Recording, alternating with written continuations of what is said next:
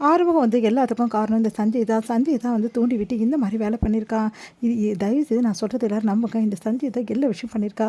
வள்ளியை தூண்டி விட்டது, வள்ளியை பேச வச்சது, இந்த மாதிரி எனக்கு எதிராக வந்து இந்த மாதிரி வந்து ஆதாரத்தை ரெடி பண்ணது எல்லாமே இந்த சஞ்சய் தான் அப்படின்னோடனே செம்ம டென்ஷன் ஆகிறாங்க. அன்னபூர்ணி, என்னடா சொல்கிற, எதுக்குடா இப்படிப்பட்ட வேலையெல்லாம் செய்கிற, உனக்கு என்னடா ஆச்சு, நீங்கள் பாடுறா அந்த தம்பி நல்ல தம்பி இப்படிலாம் பண்ணாதரா அப்படின்னு சொல்லலாமா, உங்களுக்கு எதுவும் தெரியாதுமா, பைரவி வந்து உனக்கு எல்லாமே தெரிஞ்சிடுமா, நான் இவ்வளோ தூரம் விசாரிச்சிருக்கேன், சஞ்சய் தான் இதில் இருந்தால் எனக்கு தெரிஞ்சிருக்காது, அதான் பைரவி அவனோட டேலண்ட்டே, அவன் எல்லாமே மறைமுகமாக செய்ய சொன்ன கேளு பைரவி, டேய் சஞ்சய் நீ பண்ண வேலைக்கு எல்லாத்துக்கும் உனக்கு இருக்குது அப்படின்னோடனே ஆரம்பம் அப்படின்னு சொல்லிட்டு டென்ஷன் ஆகிறாங்க.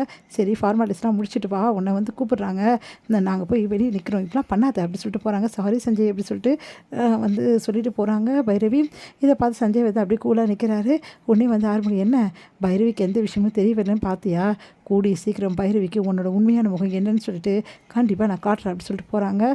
இங்கே வந்து என்ன பண்ணுறாங்க, நம்ம ஆறுமுகம் வந்தோன்னா அவருக்கு வந்து வெளியே வச்சு குளிப்பாட்டுறாங்க. அடுத்து உள்ளே கூட்டின்னு வராங்க.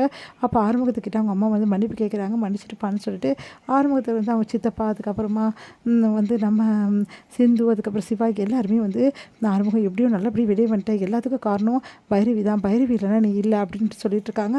என்னால் பைரவிக்கு எவ்வளோ கஷ்டம் ஏற்பட்டுச்சு, அப்போ கூட எனக்காக இவ்வளோ தூரம் வந்து போராடினா, என்னை யாருமே நம்மளை பெற்ற தாய் கூட நம்மளை, ஆனால் அவன் நம்பனா அப்படி சொல்லிட்டு இருக்காரு. அதை கேட்டு வந்து என்னை மன்னிச்சுட்டு பாருமோ, நான் எவ்வளோ பெரிய தப்பு பண்ணிட்டேன், என் பிள்ளைய நான் சந்தேகப்பட்டுட்டேன், என்னை மன்னிச்சுட்டுப்பா, நான் ஏன் இப்படிலாம் பண்ணணும் தெரில அப்படி சொல்லிட்டு அன்னபூர்ணி மனசு கஷ்டப்பட்டு அழறாங்க.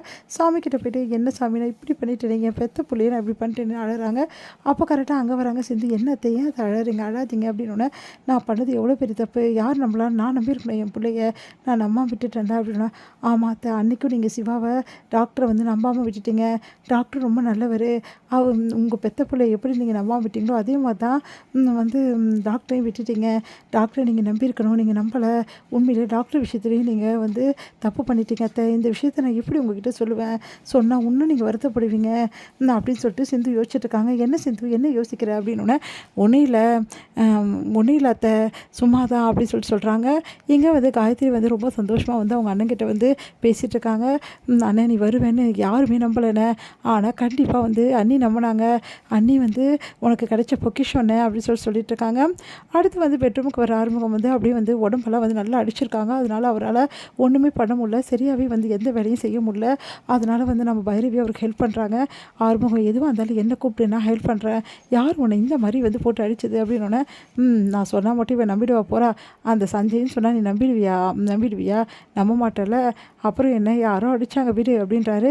என்ன ஏன் சஞ்சய் மேலே உனக்கு இவ்வளோ கோவம் ஆறுமுகம், ப்ளீஸ் சொன்னால் கேளு ஆறுமுகம், பரவாயில்ல பைரவி, ஒரு நாள் கண்டிப்பாக நீ சஞ்சய் பற்றி புரிஞ்சுப்ப, அந்த நாளுக்காக தான் நானும் வெயிட் பண்ணிகிட்ருக்கேன், அந்த நாள் கண்டிப்பாக வரும், நான் வர வைப்பேன், கூடி சீக்கிரம் சஞ்சய் யாரும் உனக்கு புரியும் அப்படின்னோடனே, நீ சஞ்சய் பற்றி எடுத்தால் விடவே மாட்டேயே, என்ன தான் சஞ்சய் மேலே உனக்கு வருத்தமோ தெரியல, சரி திரும்ப பின்னாடியெல்லாம் மருந்து போடணும், வேணாம் நான் பரவாயில்ல நானே போட்டுக்கிறேன், சொல்கிறேன்ல திரும்பன்னு சொல்லிட்டு அப்படின்னு சொல்லிட்டு அழகாக வந்து எல்லா இடத்துல எங்கெங்கெல்லாம் அடிபட்டிருக்கோ அங்கெல்லாம் வந்து மருந்து போட்டுவிட்டு, அதுக்கப்புறம் கை காலில் வீங்கியிருக்க இடத்துலலாம் வந்து அழகாக வந்து அவங்க வந்து அந்த வந்து ஸ்ப்ரே வந்து அடித்து விடுறாங்க, வட்டி ஸ்ப்ரே.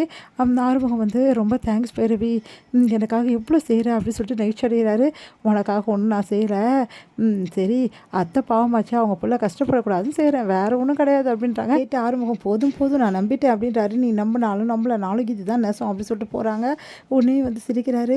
பைரவி கிடைக்க நான் எப்படி கொடுத்து வச்சுருக்கணும், எனக்காக எவ்வளோ விஷயங்கள் பண்ணுறா பைரவி, என் வாழ்க்கையில் நான் இழக்கவே கூடாது, கண்டிப்பாக பைரவி வந்து நான் பார்த்துக்கணும் அப்படி சொல்லிட்டு